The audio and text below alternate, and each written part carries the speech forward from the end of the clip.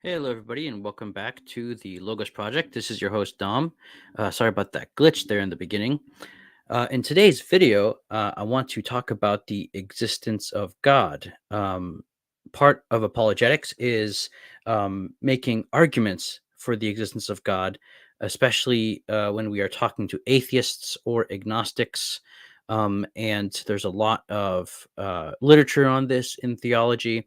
And it's a very interesting topic, very interesting field of study. There's a lot of literature on it, and I thought I'd go ahead and do a presentation on what Joseph Ratzinger has to say about the existence of God and proofs for the existence of God. I think oftentimes, sometimes this topic is focused on the intellectual level at the expense of the level of life and experience, right? So marrying both experience and intellectual reasoning together and approaching things from both a epistemic and a metaphysical point of view, I think is something that Saint Augustine does beautifully. Hey, Kevin, I see you're in the group chat. Sorry, in the video chat. Welcome. So let me go ahead and present Ratzinger's take on this, and I have some selected quotes from him. I'm mainly taking from two books of his.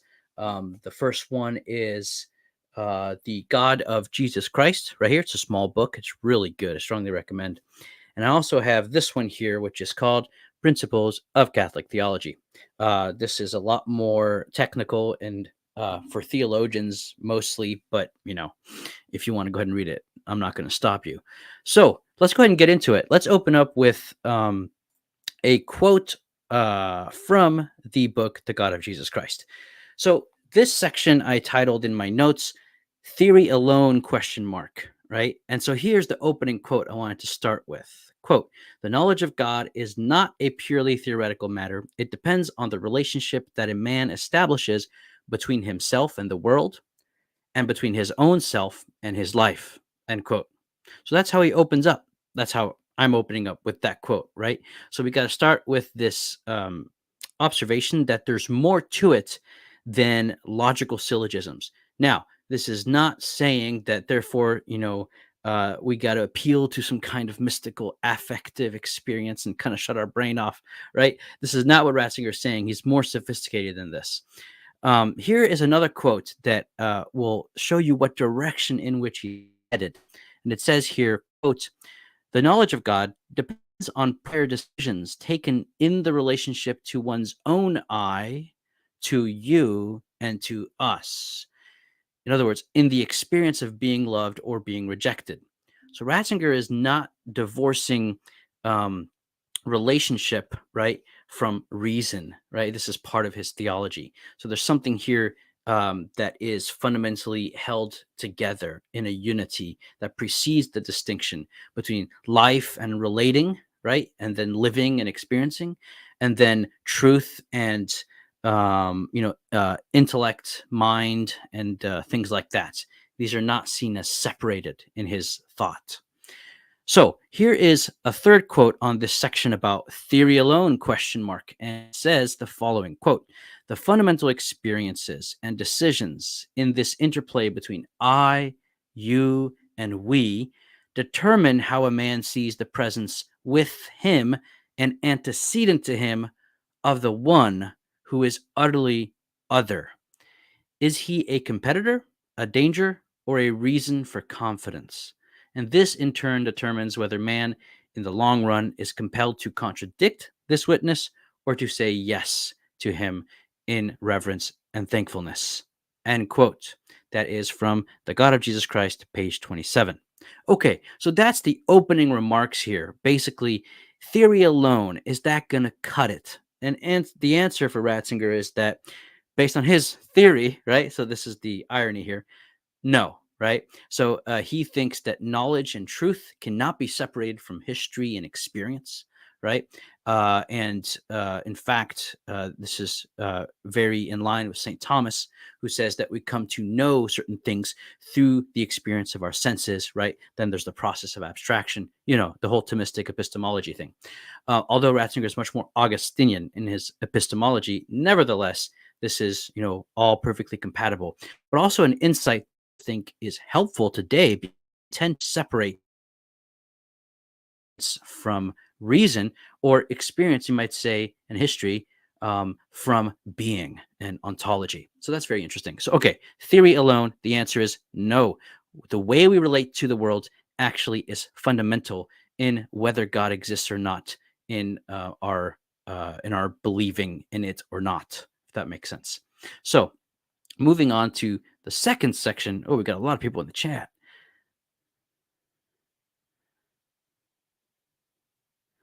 Okay, I'll come back to the chat, guys, but let me continue here. Okay, so here's a quote about seeing, and this is very interesting. I want you to pay attention to this because there's so much that's going to flow from this. So here's the quote.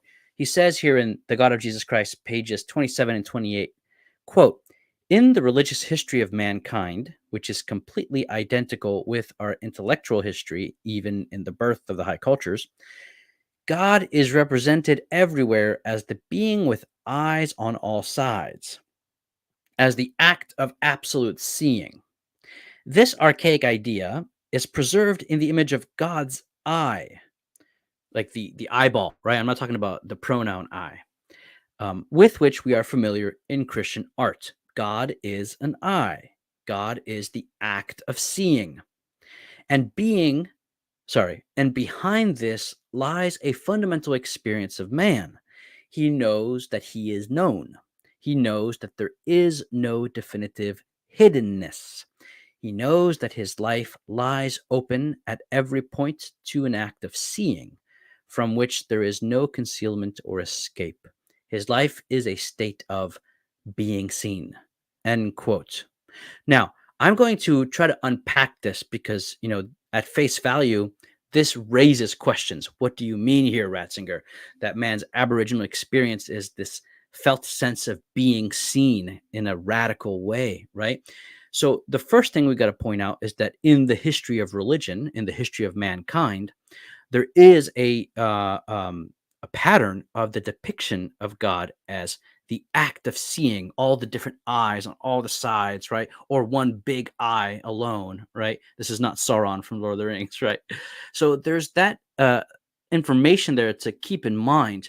And so let me go ahead and draw out what he's hinting at, because this has to do with the experience of self awareness. Um, here's the thing. We all know that self discovery, right? Initially, the discovering that I exist, right, takes place through the mother's smile, right? That's how consciousness awakens, right? Through the smile of the mother. You realize that you are someone and that you are being smiled at, right? So, this aspect of self awareness shows that the existence of an I, and this time this is the pronoun I, right, always presupposes the existence of a you. And eventually this leads to the we, right? But what's fascinating about consciousness, about self consciousness, right, is the existence of the other, right? And there's a great book on this that I strongly recommend. I'll put the link in the show notes. It's a book by Robert Sokolowski. It's called The Phenomenology of the Human Person. Really, really, really good book. Cannot recommend it enough. It's not hard to read, even though it's very deep, and definitely worth your time. But that's the first thing to point out. The discovery of self awareness, right? Of self consciousness, is only possible when there's an other that reveals ourselves to ourselves, right? Ourself to ourselves. So consciousness, awareness of self presupposes the I and the you, and then the realization of the we, right? Okay, so here's basically what he's getting at. The ground of all being is not less than me who knows, thinks, feels, and loves, but rather more than me, so that I can only know because I'm known. I can only love because I am already loved. So, in other words, this ground of all being is that without which nothing can be. And then my discovery of self, my awareness of myself, comes through the you of the mother initially. And so this ground of all being presupposes, in a certain sense, self consciousness that in itself, as we have seen, presupposes the I and the you, and therefore the we, right? So the discovery of a you who gives me meaning and in whom I can confide absolutely is actually the precondition of any talk of truth or morality and therefore of origin or destiny, right? Because when we talk about truth, we talk about knowledge of certain things and the judgment on whether they're correct or not, which is presupposes self-awareness, which presupposes I and you, which presupposes ultimately, if we're talking about truth itself, we're talking about absolute otherness, which itself is in relation to me. And if we're talking about morality, we're talking about the good, which itself is an exchange. It's tending towards other, right?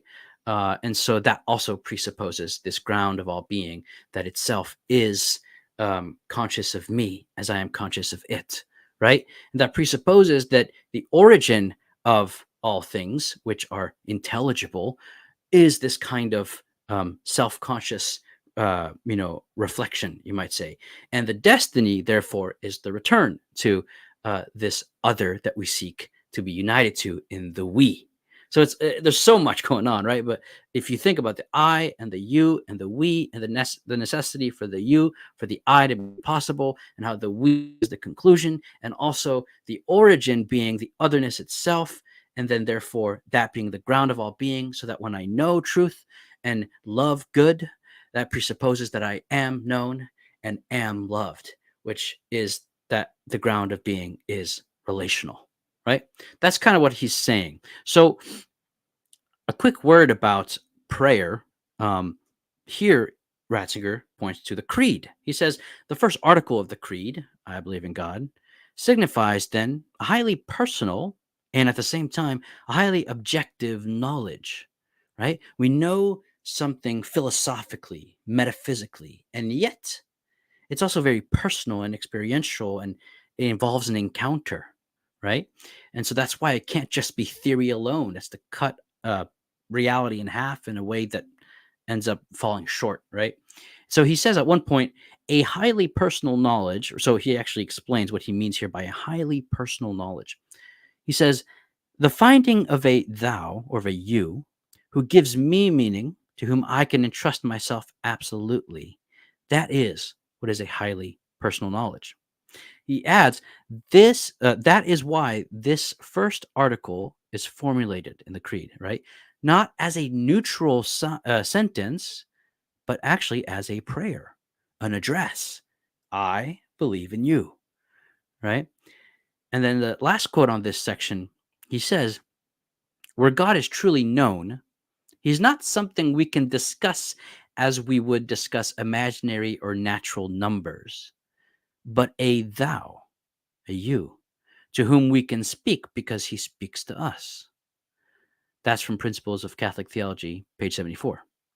Okay, so let's go ahead and move on to this section on responses. How do we respond to this seeing, this awareness that we are known, right? And that being the precondition for our knowing. How do we respond to the fact that we are constantly being seen, right? So, going back to the earlier quote that I spoke of, where he says, man knows that his life lies open at every point to an act of seeing from which there is no concealment or escape. His life is a state of being seen. So here's one reaction that's negative that man, us, right, can have. And here's how he puts it. Man can see this as an exposure that disturbs him. He can sense a danger therein and feel that the sphere of his life is restricted, a feeling that can turn to bitterness, leading to a passionate struggle against the witness, capital W, who is felt to be envious of man's own freedom and of the unlimited nature of man's desires and activities. So here you can tell he's referring to Jean-Paul Sartre, the French existentialist, but we'll get to that. So that's one response, right? Which is a feeling of disturbance and bitterness and competition. But then here's a good response to this primordial experience of being seen. Here's how he puts it. In this presence that surrounds him everywhere, man, who is created for love, can find the security for which his whole being cries out. He can see this as the overcoming of that loneliness which no man can abolish, although it is the utter contradiction of a being who yearns so deeply for a you, for a life that is shared. So that's a good response, which is an acknowledgement of the seeing and therefore the being seen, and therefore of the limitedness, and not seeing the dependence of love as something that can be used as an insult, right? In other words, people call Jean-Paul Sartre, right, calls the dependence of the creature upon God as unfreedom, right, as slavery. And Ratzinger will say, well, no, this dependence cannot be insulted as unfreedom because it is the dependence of love, which is what our being craves for. Therefore, accepting it actually is true freedom for Ratzinger. So that's a fascinating response to Sartre there. Here's another way to put the bad perspective here, the bad response to this aboriginal experience of being seen. Ratzinger says, does he want to remain unseen? Man, right? Does he want only to be alone? Quote, you will be like God, end quote. Right? So here he's definitely thinking of Sartre, right? And so man wants to be alone, which goes back, of course, to all this biblical language of the oneness of God and Adam and Eve in the garden, all that kind of stuff, all the biblical imagery present there. But here would be the good response. Or, Ratzinger says, despite and indeed because of his inadequacies, man is grateful for the one who is deeper than all his solitudes and supports these. That would be the good response, right? The response to Sartre, right? Okay, so that's the Aboriginal feeling of being seen. That's the response that can be bad and negative, or the response that could be good and positive. This presupposes this ontology of Ratzinger of relation, right? Which is profoundly, Trinitarian. So here is the some further implications as to why he diagnoses atheism as a experience on the landscape, right? In the modern world. And he says, here's a quote to kind of open things up. Quote, the contents that an image of God holds for a man are a fundamentally decisive factor in determining whether or not knowledge can develop here. So the image we have of God actually determines whether knowledge of God can develop or not. He continues, and this knowledge and these contents are so profoundly interwoven with the basic decisions of human life, which limit or open up the sphere of man's knowledge, that mere theory is impotent here. Impotent. So he's saying these images are so important and so interwoven with epistemology, quite frankly, that theory alone misses the point if it doesn't address life and experience. And this isn't, of course, I shouldn't have to say this, but this isn't subjectivism, right? This is an ontology. This is metaphysical, right? This is a claim of about being itself. So he brings up the comparison between the beast that we all know of in the Bible, right? And the concept of image that we all know of in the Western world. It's used in legal language and documents from the UN. Sorry, not the UN, the American founding, et cetera, right? The UN talks about the rights of man. I don't think it mentions man as an image of God. I don't think so. But yeah, so the beast versus the image, of course, these are biblical terms. That's where they come from. So here's a quote from The God of Jesus Christ, page 33, that's really good. Quote, this beast, the power opposed to God, has no name but a number. The seer tells us its number is 666. End quote. It is a number and it makes men numbers. We who lived through the world of the concentration camps know what that means. End quote. So powerful line there, and talking from experience in Germany. Um, or well, I mean, he wasn't in a concentration camp, but he was in a held prisoner for a while. But um, yeah, so the beast here, what is opposed, the power opposed to God, is not named, but is a number. The reduction of man to the numerical, and therefore the taking away the dimension of the personal, which Ratzinger argues is actually constitutive of ontology itself, of being itself, right? So, a last quote on the beast here. He says, quote, "The beast is a number and it makes men numbers, but God has a name, and God calls us by our name. He is a person and he seeks the person. He has a face and he seeks our face. He has a heart and he seeks our heart." End quote. So that's the difference between the beast and God. Now, there's a whole lot of writing in Ratzinger on understanding properly what we mean by person, right? We're not anthropomorphizing God. He's drawing from the Christological and Trinitarian texts of the conciliar documents of the early church and the whole metaphysical tradition that we find in Bonaventure and Aquinas, etc., etc. So, in other words, if we see man as a number like we did in World War II, right? Or if we see him as a person with a name, right? He's saying this, in fact, will determine how we see God and the images we have of God. And it's interesting that if we see God in terms of numbers, it affects our vision of man. And if we see man in terms of numbers, it affects our vision of God. So he's going to show the relationship between the way we understand man and the way we understand God. So fascinating. So here's a quote where he talks about fatherhood. He says, quote, "Where human fatherhood disappears, it is no longer possible to speak and think of God. It is not God who is dead. What is dead," and he's referring to Nietzsche here, "and what is dead, at least to a large extent, is the precondition in man that makes it possible for God to live in the world." Oh, man. Let me reread that. Okay. "Where human fatherhood disappears, it is no longer possible to speak and think of God. It is not God who is dead. What is dead is the precondition in man that makes it possible for God to live in the world. The crisis of fatherhood that we are experiencing today is a basic aspect of the crisis that threatens mankind as a whole." That's on page 39. So he wants to look closer at image. What is image? Therefore, he wants to look closer at man. Here's a beautiful quote on page 40. "Man is not God's image as an abstraction," right? Well, yeah, he's an image of God, like conceptually, right? Metaphysically, maybe even. "Is not God's abstraction, for that would lead in turn only to an abstract God. He is God's image in his concrete reality, which is relationship. He is God's image as father, as mother, as child, son."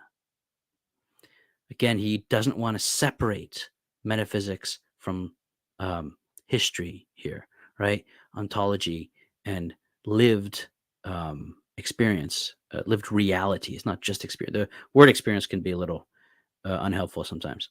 Quote, "We cannot separate man's becoming man and his knowledge of God, precisely because he is the image of God. When his humanity is destroyed, something happens to the image of God." That makes sense, right? When we reduce man to a number, he we don't see him as an image of God, and therefore we lose God, right? And so that's what's dead for Ratzinger. This is kind of a response to Nietzsche. Um, it's not God that's dead. It's the precondition for God's life in the world that's dead, which is the image of man, right? Which is the reality of relationship that is constitutive of his being, of man's being. Back to the I and the you and the we and knowing because we are known and loving because we are loved, right? The fabric of Ratzinger's ontology here, which is reality. Okay, the last quote I have here, and I'll read another one from the book here. He says, where human thought employs all its power to make it impossible to depict God in an image, no proof of God exists. Sorry, let me read that. Where human thought employs all its power to make it impossible to depict God in an image, no proof of God's existence can ever have anything to say.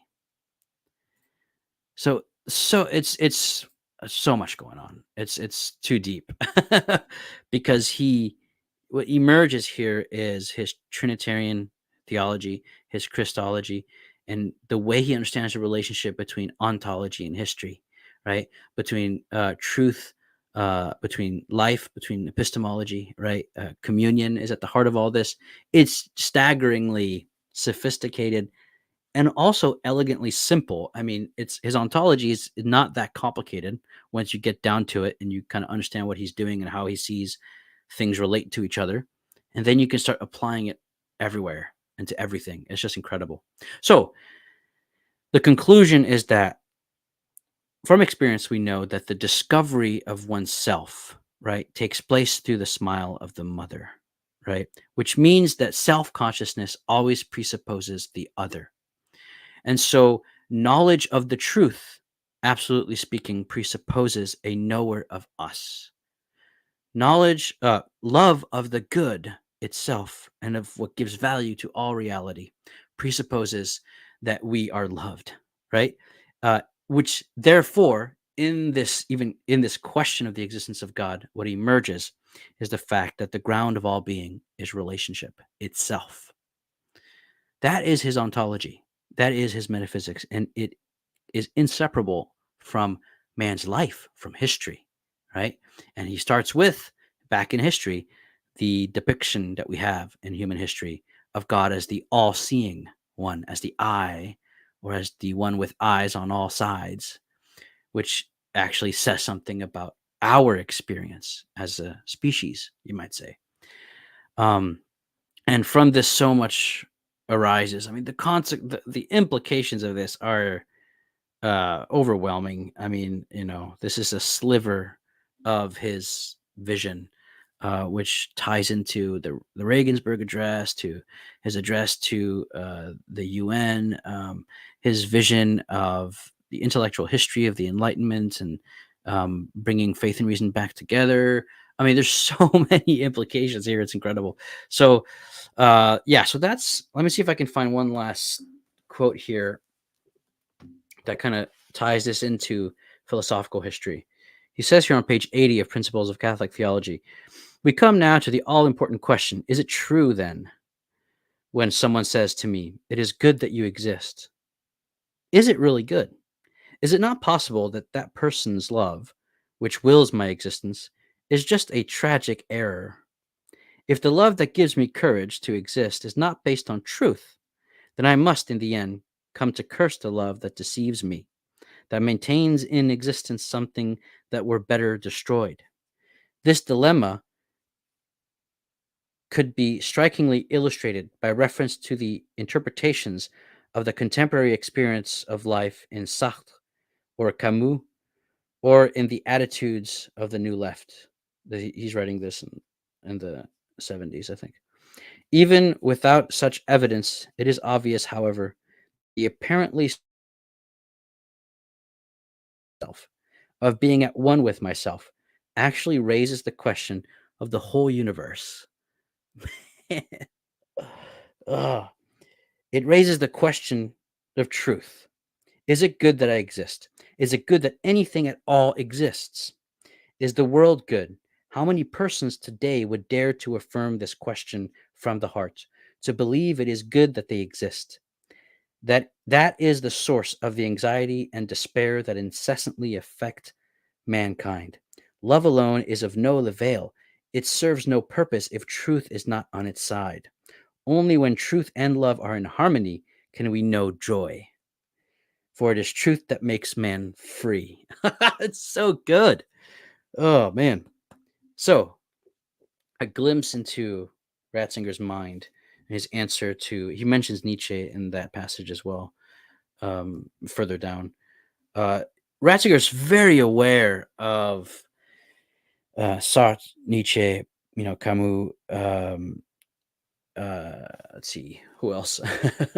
Well, Marx, obviously, and Hegel as well. And so that's what's so. I guess this is a good opportunity to say this. This is what's so brilliant, man, about de Lubac, Ratzinger, Balthasar, Jean Paul II. Um, it, these people understand the criticisms and the questions of modernity, right? They understand Hegel, Marx, and all these people, and they understand the objections levied against the tradition, capital T, right? And so number one, they fully understand, thoroughly understand them, and have excellent answers that are profoundly satisfying. And that would be one of my criticisms with other forms of theology, and I'm not singling anyone out. I'm saying in general, I don't find these guys, which is that there isn't a very deep and thorough engagement with the critiques of modernity, of modern philosophy, because these guys, their answer, right, is a thorough and living and authentic bringing to bear of the tradition in its fullest identity to the criticisms of the cut off enlightenment. Enlightenment is a good thing, so I'm not criticizing the enlightenment tout court, right, completely, but the reduced vision of reason that emerges as the enlightenment furthers its path, right, which he brings up in the Regensburg Address. So that's why when I look at the theological landscape, not to mention the dumpster fire landscape of the internet. But when I look at the theological landscape, Protestant, Catholic, or what have you, right? It's like I don't know. It's like it's so disappointing. I mean, these guys are so good that it just baffles me that we have people, I don't know, just criticizing them, but no one's reading them, right? And their thought is so profound and so helpful and so fruitful and so effective and so satisfying. Not perfect. No one's thought is perfect, but it's so relevant that it baffles me that it's not more um, used by Catholics, like read and understood and applied in one's life by Catholics. I look at the landscape and you have the kind of like boring and soul crushing progressive sociology nonsense. And then you got the hardcore, like propositional Swaresian stuff that doesn't answer any of the relevant questions that people like Sartre and Marx raise. Um, and again, this is a spectrum, right? I'm sure I think there's like Jacques Maritain's a good example of that not being the case, right? Or Gilson, and even some, Charles Junet is a good one. But my point, though, is that I just don't understand why we're not, I don't know, just listening to these guys. It's mind-boggling to me. I mean, Catholic progressive theology, thought, writing, journalism is so boring. It's just it's disgusting. And then you have the kind of I don't know. I don't want to talk too much about that because people get on my case, but the hardcore kind of Swaresian, uh, you know, dead anyway, nonsense, but I won't talk about that. So let me look at the chat here. Let me go all the way to the top and read through. If you have questions, put at the Logos Project so I can single you out or catch it. Okay, so hey, thanks for welcome. Awesome, Kevin. A newfound appreciation for Ratzinger.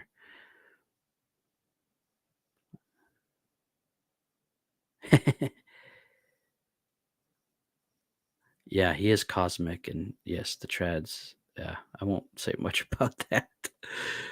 Uh, David. No, Pope Benedict was not an astronaut, although I'm sure he'd love the experience. That'd be pretty cool. The first pope to go to the moon. Yeah, I mean, uh,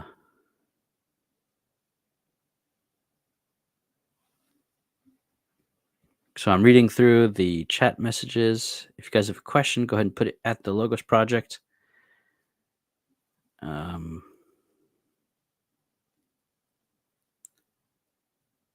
yeah, this is great right here from David. I think it's difficult to imagine language without an interpersonal basis. It's impossible to. You're absolutely right. I mean, yeah, it's not just difficult though; it's impossible. The book by Robert Sokolowski is so good. The Phenomenology of the Human Person. He gets into language. Um, it's really good. Uh, at our very earliest, even single words are meant to imply something. That's right. Language. There's the indexing of the self, is the way Sokolowski speaks of it, from the world, right? It's like a piercing of a barrier. You get to a new dimension when you use language. Um, that book is so good. I'll put it in the show notes.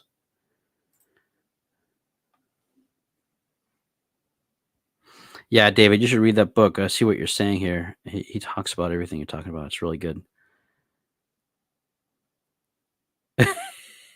Conclusion: yes, God exists. That's right. You just fast forward to the end. You don't have to listen to me um, babbling.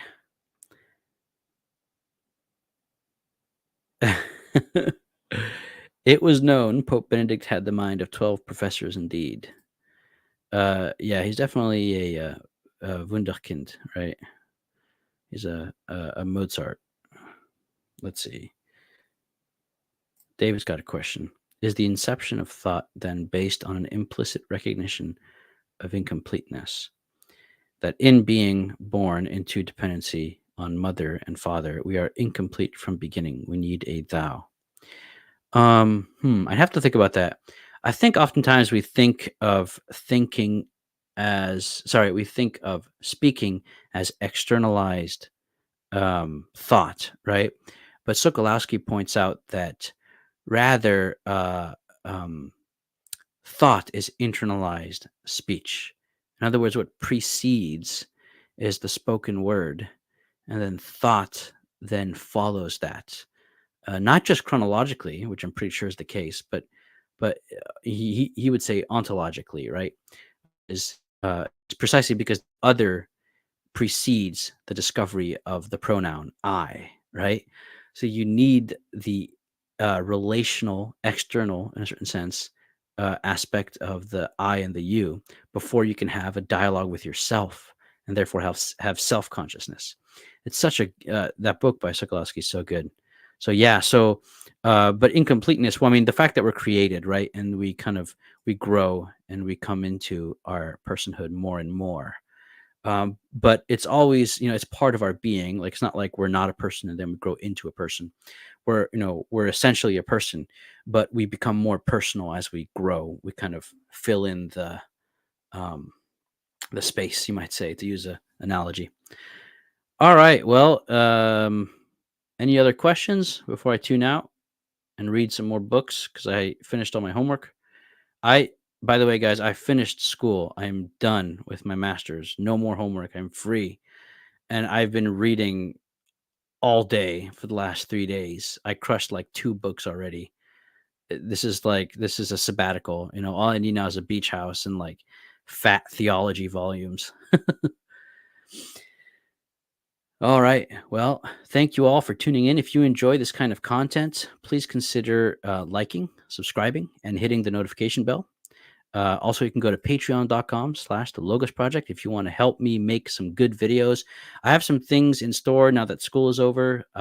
New thumbnails, hiring people to do drawings for me, and t-shirt ability to buy t-shirts online is going to become a thing. The video quality I need to tweak, lighting, everything. Things are going to get a lot better. More guests. So consider helping me out. And if you want to find anything that's connected to the Logos project, go to theecclesiablog.com. You'll have all my episodes on audio. You have some articles. You got some classes you can sign up to if you want to learn about apologetics 101 with me, etc. So thank you all for being here. And without further ado, we'll see you guys in the next video. God bless.